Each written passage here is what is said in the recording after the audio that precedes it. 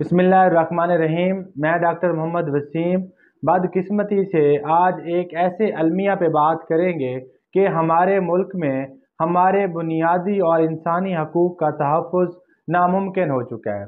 शुरू से हमारी रियासत हमारे बुनियादी और इंसानी हकूक़ का तहफ़्फ़ुज़ देने में नाकाम रही है। कुछ दिन पहले बुध की रात को वरियाम वाला जंग हॉस्पिटल में 4 नामालूम अफराद हॉस्पिटल का डोर नॉक करते हैं।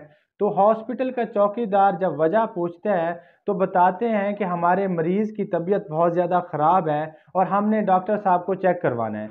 जैसे ही चौकीदार हॉस्पिटल का दरवाज़ा खोलता है तो हॉस्पिटल के चौकीदार को तो असले की नोक पर वो डॉक्टर के रूम तक पहुंच जाते हैं। वहाँ पे हमारा यंग डॉक्टर उमर रफ़ीक अपने ड्यूटी के फ़रज़ सर अंजाम दे रहे होते हैं। तो इस डॉक्टर को सबसे पहले वहीं पर ये 4 नामालूम अफराद तशद्दुद का निशाना बनाते हैं और उसके बाद ये असले की नोक पर उस डॉक्टर साहब को अगवा करते हैं। और इसके अगवा करने के बाद 3 दिन बाद इस डॉक्टर को कत्ल करके एक बोरी में बंद करके उसी इलाके की एक नहर में डाल देते हैं। अब मैं आपको बताता चलूं कि हमारा ये यंग डॉक्टर उमर रफ़ीक 3 बहनों का अकलौता भाई था, अपने बूढ़े माँ बाप का अकलौता सहारा था। लेकिन इन सब चीज़ों से हटकर एक चीज़ जो बड़ी ही दिल दहला देने वाली है, जो दिल को फाड़ देने वाली है कि इस डॉक्टर उमर रफ़ीक का एक छोटा सा एक मासूम सा बच्चा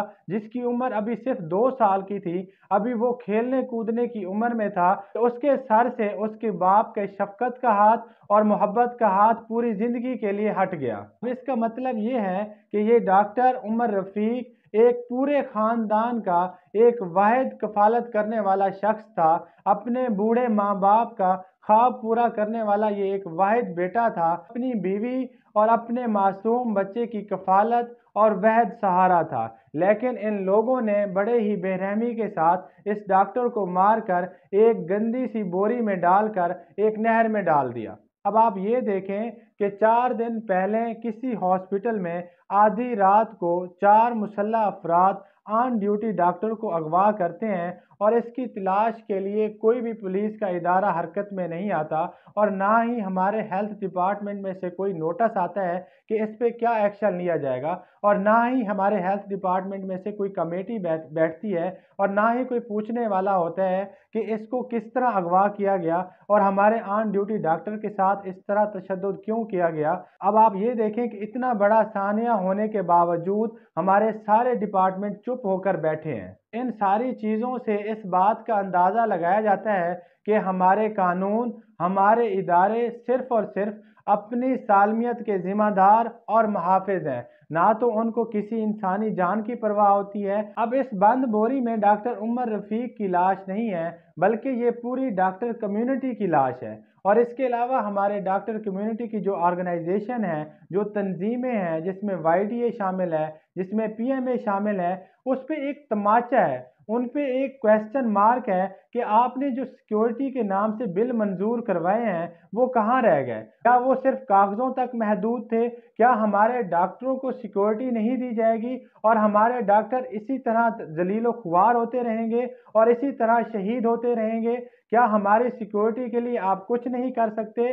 तो आप फिर इस तरह की तंजीमें बनाना भी छोड़ दें जिस तंजीम से सिर्फ आपको फ़ायदा हो और इसके अलावा बाकी डॉक्टर कम्युनिटी को कोई फ़ायदा ना हो, तो फिर आप इस तरह की तंजीमें बनाना छोड़ दें। अब मैं एक पोस्ट पढ़ रहा था जिसमें आपने ये लगाया हुआ था कि हम इसके लिए स्ट्राइक करें या ना करें, तो बड़ा अफसोस होता है कि हमारी इस तरह की कम्युनिटी, हमारी इस तरह की ऑर्गेनाइजेशन इस तरह के सवाल पूछ रही है कि हमारे इस सानिया पे हम स्ट्राइक कर सकते हैं या नहीं कर सकते। तो आप पे लानत है अगर आप इस तरह का सवाल कर रहे हैं। हालांकि होना ये चाहिए था कि आपको फौरन से स्ट्राइक की कॉल देनी चाहिए थी और फौरन से आपको ओपीडी जो है ना क्लोज करवानी चाहिए थी। एक बड़ा सानिया होने के बावजूद आप जो है ना फेसबुक पे पूछ रहे हैं कि क्या डॉक्टर उमर रफ़ीक के सानिया पे हम स्ट्राइक करें या फिर ना करें। تو آپ پہ پھر لعنت ہے آپ اس طرح کی آرگنائزیشن بنانے پہ اور اس طرح کی تنظیم بنانے پہ۔ اب اس کے علاوہ میں پولیس ادارے سے بھی یہ سوال کرتا ہوں کہ اغوا ہونے کے بعد 3 دن تک آپ کون سا تماشا دیکھتے رہے ہیں؟ آپ کون سے نشے میں دھت تھے کہ آپ کو اس چیز کا پتہ ہی نہیں چلا کہ ایک ڈاکٹر آن ڈیوٹی ڈاکٹر کو اغوا کیا گیا ہے اور آپ اس کی تلاش کے لیے تھوڑا سا بھی حرکت میں نہیں آتے؟ تو آپ کس چیز کے انتظار میں تھے؟ آپ کس غیبی امداد کے انتظار میں تھے؟ مرنا تو ایک دن ہم سب کو ہے، لیکن ایسی موت کی کوئی وجہ پیش کی جا سکتی ہے؟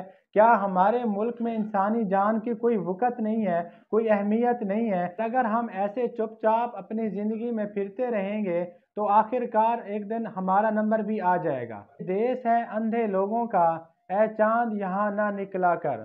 ہمارے چینل پہ آنے کا شکریہ، اپنا خیال رکھیے گا، اللہ حافظ۔